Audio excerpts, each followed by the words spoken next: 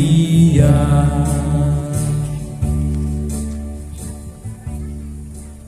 Kita akan mendengarkan sabda penghiburan dari dalam Alkitab. Namun sebelumnya mari memohon kuasa dan pertolongan Tuhan di dalam doa. Kita berdoa.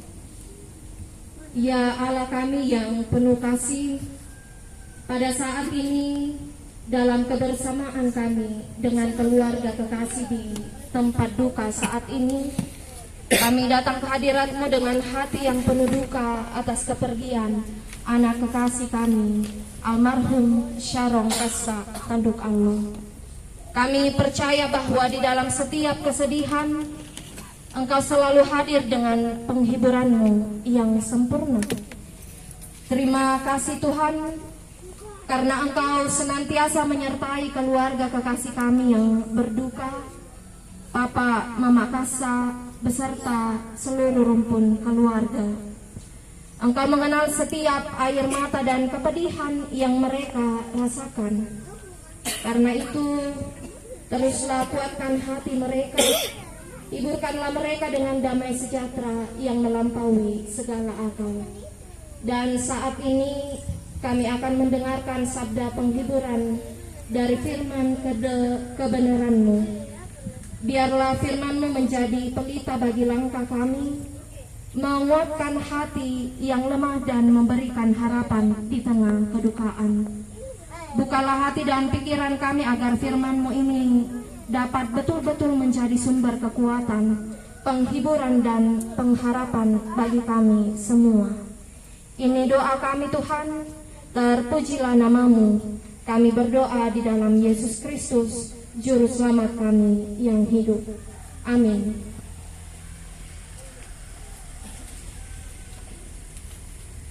Kemudian bahan bacaan yang saya pilih, yang pertama dari Markus pasal 5.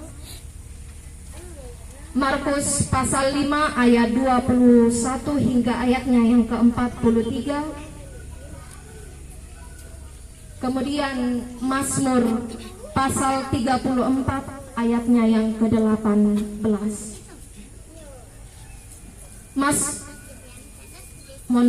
Markus pasal 5 ayat 21 hingga ayatnya yang ke-43. Saya akan bacakan untuk kita sekalian. Lembaga Alkitab Indonesia memberi judul Yesus membangkitkan anak Yairus dan menyembuhkan seorang perempuan yang sakit pendarahan. Firman Tuhan, sesudah Yesus menyeberang lagi dengan perahu, orang banyak berbondong-bondong datang lalu mengerumuni Dia.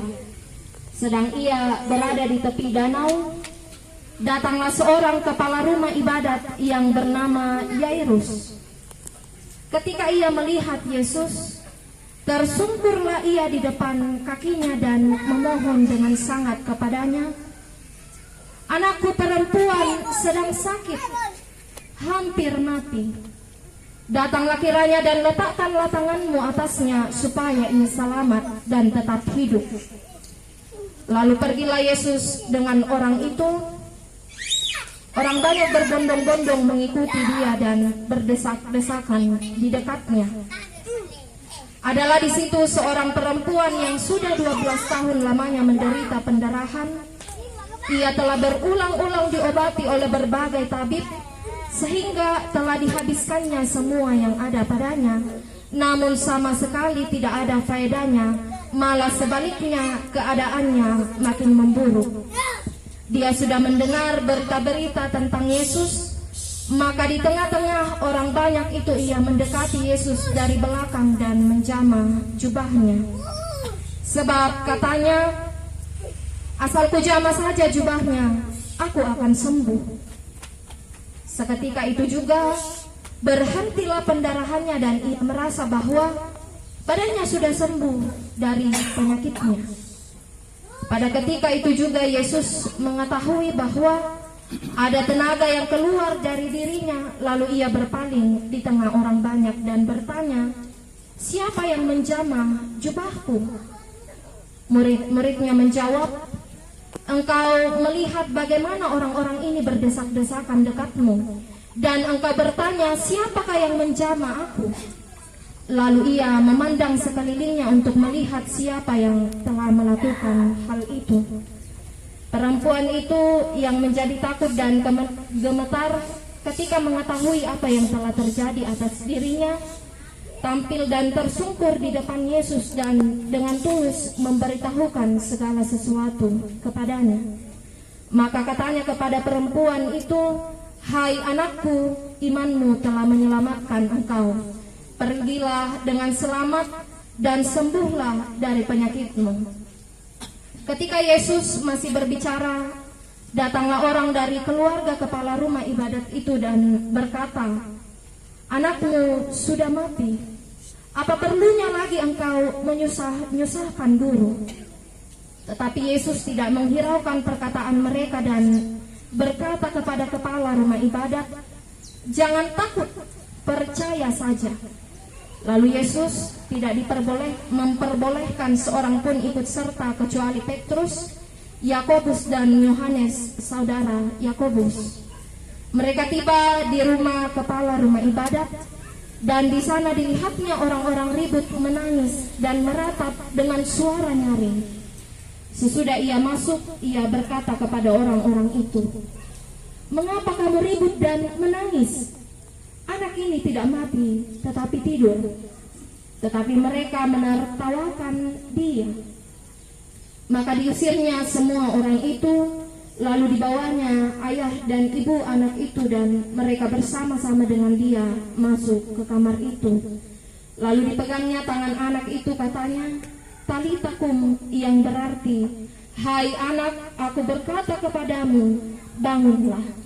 Seketika itu juga anak itu bangkit berdiri dan berjalan, sebab umurnya sudah 12 tahun. Semua orang yang hadir sangat takjub. Dengan sangat ia berpesan kepada mereka supaya jangan seorang pun mengetahui hal itu. Lalu ia menyuruh mereka memberi anak itu makan. Mazmur 34 ayat 18. Apabila orang-orang benar itu berseru-seru, maka Tuhan mendengar dan melepaskan mereka dari segala kesesakannya. Amin. Firman Tuhan. Salama makaren lako kita soranasang.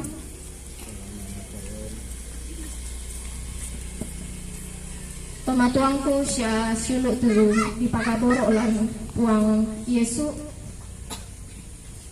Tantu kedukwai natampek ito di pakaboroy.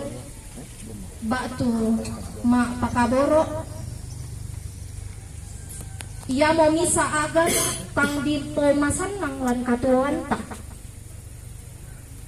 Atau den reka indete tu masanang ke tingayoy agam susite.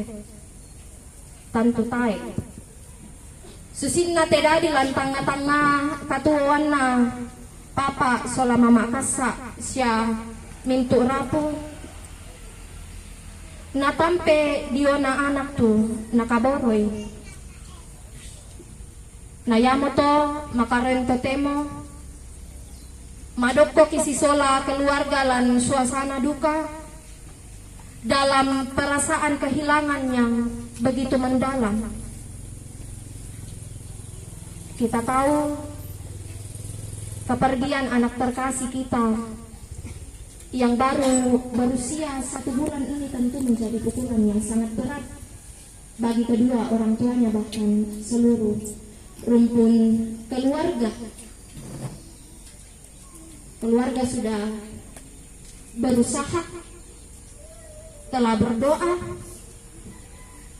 mengupayakan berbagai cara untuk kesembuhan anak kekasih, tetapi ternyata Tuhan memiliki rencana yang berbeda.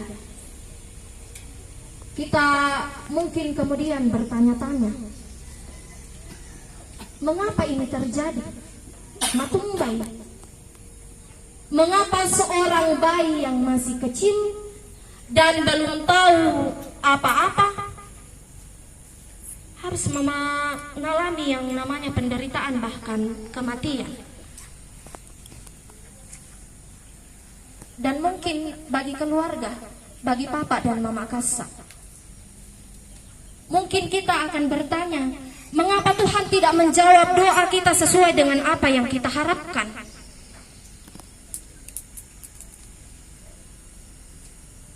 Ya tentu pertanyaan-pertanyaan seperti ini wajar ketika muncul dalam hati kita. Manusiawi. Tetapi kemudian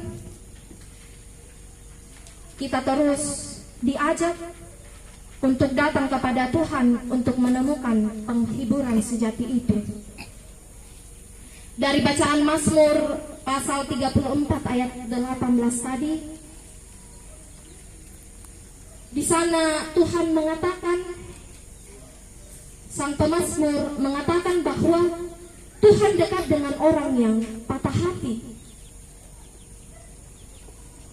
Tuhan itu dekat kepada orang-orang yang patah hati dan Ia menyelamatkan orang-orang yang remuk jiwanya.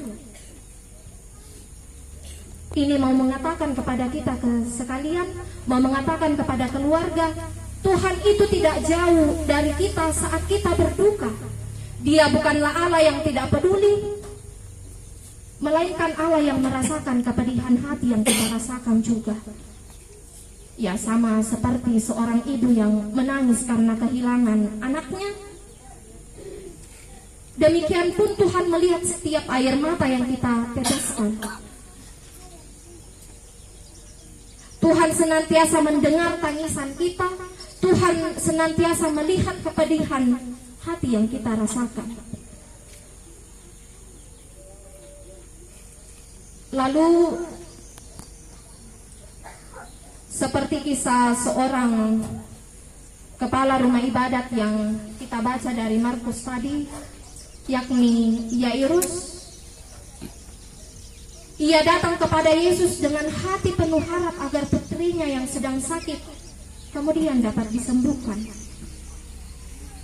Yairus juga berusaha semaksimal mungkin untuk mendekati Yesus, memohon agar Yesus menyentuh anaknya supaya ia tetap hidup. Namun ternyata di tengah perjalanannya Yairus harus mendapatkan kabar buruk bahwa anaknya telah meninggal. Tentu kita bisa membayangkan betapa sedihnya Yairus, dan tentu ini sama yang dialami oleh keluarga kekasih kita yang saat ini berduka. Mangkan aku apa-apa Kasa kumwa yaton nalamane matiannya anakna sulit tobongina rampo melambina, dan ternyata dia harus mendengarkan kabar bahwa anaknya telah meninggal.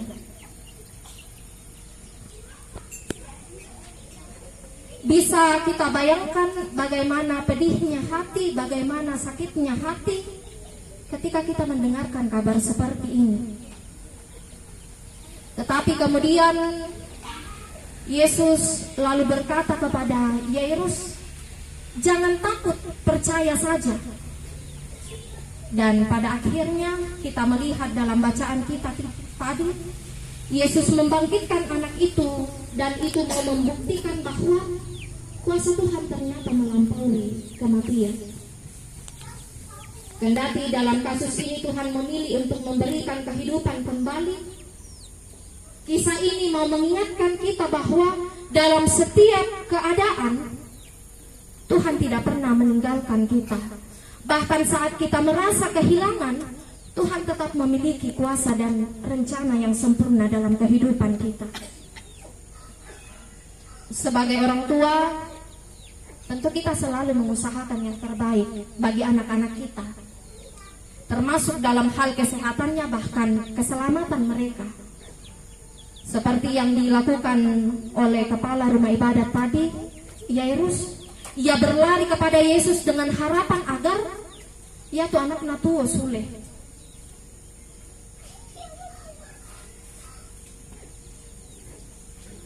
Begitupun juga orang tua kekasih, papa dan mama Kasa. Mereka juga sudah berjuang untuk kesembuhan anaknya. Namun ternyata Tuhan memiliki rencana yang berbeda. Tetapi kemudian kisah Yairus mau mengajarkan kita bahwa kuasa Tuhan itu tidak terbatas, dan meskipun kita tidak melihat mujizat yang dalam bentuk yang kemudian kita harapkan, kita tetap percaya bahwa Tuhan bekerja dalam segala hal untuk mendatangkan kebaikan bagi kita. Ya, di luar sana Bapak Ibu saudara-saudara, di berbagai tempat ada banyak anak-anak yang lahir dengan kesehatan yang lemah. Salah satunya anak kekasih kita yang sudah dipanggil pulang. Dan juga kita ketahui bersama, anak kekasih dari Bapak Pendeta juga Yunus nanti sedang berusaha, sedang berjuang untuk melawan penyakitnya. Ada yang berjuang melawan penyakit sejak lahir, ada yang harus keluar masuk rumah sakit, bahkan ada yang hidup hanya dalam hitungan hari. Namun satu hal yang bisa kita pelajari dari anak-anak yang belum tahu apa-apa tetapi kemudian harus menanggung penderitaan, harus mengalami sakit penyakit, bahwa hidup ini adalah anugerah seberapapun singkatnya. Seorang anak kecil yang berjuang melawan penyakitnya juga mengajarkan kepada kita yang namanya kesabaran, tentang bagaimana setiap nafas adalah sebuah keajaiban. Ya, kehidupan anak kekasih kita Sharon begitu singkat tetapi memiliki makna. Ia telah menjadi berkat dan menunjukkan kepada kita betapa berharganya setiap momen yang Tuhan berikan. Ya, ini semua berada dalam rancangan Tuhan. Dan kalau kita mengatakan rancangan Tuhan, ya terkadang kita tidak mengerti. Rancangan Tuhan terkadang tidak mudah untuk kita pahami. Tetapi kita percaya bahwa segala sesuatu yang terjadi ada dalam kendali Tuhan. Ya, meskipun berat, kita percaya bahwa Tuhan memiliki tujuan yang lebih besar yang mungkin saat ini belum kita mengerti sepenuhnya. Dalam Yesaya pasal 41 ayat 10, Tuhan berfirman, "Jangan takut sebab aku menyertai engkau. Jangan bimbang sebab aku ini Allahmu. Aku akan meneguhkan, bahkan akan menolong engkau. Aku akan memegang engkau dengan tangan kananku yang membawa kemenangan." Lagi-lagi Bapak Ibu saudara-saudara, kita harus mengakui bahwa Tuhanlah yang berotoritas penuh atas kehidupan kita. Apa yang terjadi, bahkan yang dialami keluarga kekasih kita ini, bukan di luar kendali Tuhan. Jika Tuhan berkehendak, maka Ia dapat menyembuhkan seketika seperti dalam kisah anak Yairus. Namun ketika hal itu tidak terjadi seperti yang kita harapkan, maka kita tetap percaya bahwa rencana Tuhanlah yang tetap terbaik. Kita mungkin tidak mengerti mengapa hal ini terjadi bagi keluarga. Tetapi satu hal yang pasti, Tuhan tidak pernah meninggalkan keluarga. Ketika hati terasa begitu berat, ketika kemudian pertanyaan-pertanyaan muncul tanpa jawaban, satu hal yang pasti bahwa Tuhan tetap bersama-sama dengan kita. Maka moy natampeki to tapakaboroi lan pelino, apaya tu puang taelen natampeki lan katuwanta, lama susaki lama naman ki inang tontong kinasisolan puang, Napakatana ki siya napamatoto ki. Pakita ri biasa tu umpatoyang kaleta dio may puang matua. Apa ya tu puang matua tontong kinasisolan wan itu agan katuan pa. Totemo te mak dioren tu puang osisulan ki. Natandai siya nataru tu padi na keluarga. Ia moto, ia tukang matotoran siapa pakatana sundun tatarima lo diomay manna puang matua to tu mampata. Ia moto duka lako siluku papa mamakasa siya lako mintu tomak rapo kana saitongan ning kumua moy natampek te anak kakaboroy apa ya tu to mampata pa inabela untampek. Amin.